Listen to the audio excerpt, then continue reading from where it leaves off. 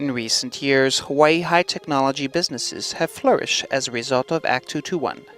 With close to 300 companies, the industry is making room for more, with special emphasis on biotech. Agriculture, environmental bioremediation, human therapeutics, and marine sciences have benefited from recent industry development. According to Enterprise Honolulu, projections show that by the year 2010, Hawaii's biotech companies will employ 6,700 people and generate more than $3 billion in revenue. These types of jobs and these companies that offer these jobs give that opportunity to us as a community. These jobs are challenging, they're exciting, but also they're high paying. They're the types of jobs that people can afford to live in Hawaii with. I'll give you an example. The average wage in the last Department of Tax report was $67,000, compared to far less than that in the traditional service industries and others in Hawaii. So those types of jobs, and that's an average. There's certainly people who are making significantly more as well.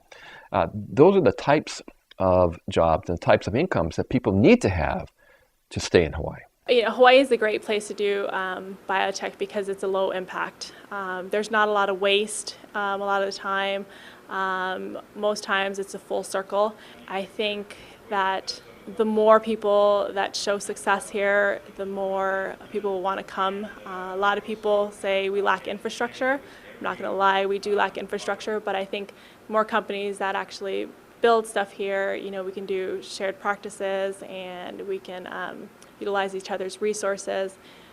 So in general, a lot of the barriers to entry to starting a biotech business is policy development, and Hawaii seems to be a great place to start a company like this. Part of it is the emerging technology industry, and part of it is the breakthrough or landmarking legislation relating to Act 221 that has helped the industry accelerate its growth and help it get access to early stages of capital to fuel its research. And that's been a tremendous motivator for the industry.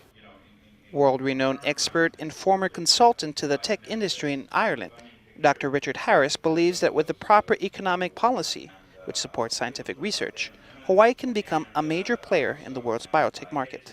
It ought to be possible for Hawaiians to come together and agree on an economic policy that makes this state hugely successful, building on natural advantages.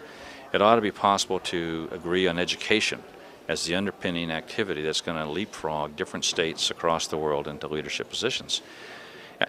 We can fight over other things, but those two areas are going to be the foundation for our success, I believe. If you hamper scientific research, then there's no growth. There's no growth, not just in the sector, but there's no growth in development of, people like myself, children that are growing up that want to have, jobs here in Hawaii, not just a job that, not 3 or 4 different jobs, but, an actually living wage job that they can actually afford to live here.